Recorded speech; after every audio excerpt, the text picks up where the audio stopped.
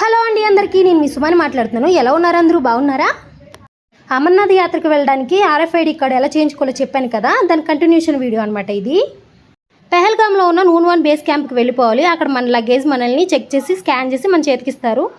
అక్కడి నుంచి టెన్నల్లోంచి base camp లోపలికి అలౌ చేస్తారు. అందరి దగ్గర RFID కార్డ్ ట్యాగ్స్ ఉన్నాయి కదా, ప్రతి ఒక్కరి మెల్లో కనిపిస్తున్నాయి. ఆ ట్యాగ్స్ ఉంటేనే లోపలికి అలౌ చేస్తారనమాట. ఫైనల్గా నా లగేజ్ పట్టుకుని టెన్నల్లోంచి నడుచుకుంటూ లోపలికి వెళ్ళిపోయాను.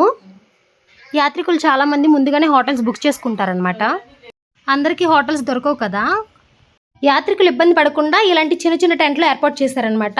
ఈ టెంట్ లోపలే బెడ్లు, బెడ్షీట్లు అన్నీ ప్రొవైడ్ చేసి పెట్టారు. ఇంకా వాటర్ ఫెసిలిటీస్ కూడా ఉన్నాయి, వాష్రూమ్ ఫెసిలిటీస్ కూడా ఉన్నాయి, ఎలాంటి ప్రాబ్లం లేదు. అక్కడి నుంచి మనం ఫుడ్ సెక్షన్కి వెళ్ళిపోదాం.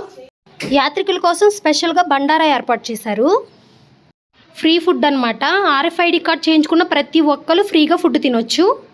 ఇక్కడ వర్క్ చేసే వాళ్ళందరూ కూడా ఫ్రీగా వర్క్ చేస్తున్నారనమాట. ఎవరు శాలరీ తీసుకోవడానికి కాదు. యాత్రకి వెళ్తున్న వాళ్ళకి ఫ్రీగా ఫుడ్ పెడుతూ సేవ చేసుకుంటారు. ఫుడ్ నో లిమిటెడ్ అనమాట. ఎంత కావాలంటే అంత, ఏది కావాలంటే అది తినొచ్చు. ఒక్కొక్క బండారాలో ఒక్కొక్క స్పెషల్ ఐటమ్ ఉంటుంది. ఇవన్నీ బండారాలే. ఒక్కొక్క ఐటమ్ మనకు నచ్చింది తీసుకుని తినొచ్చు అనమాట. అందరూ చాలా డిసిప్లైన్గా క్యూలో నుంచి ఒక ప్లేట్ తీసుకుని వడ్డించుకుని తింటూ ఉంటారు.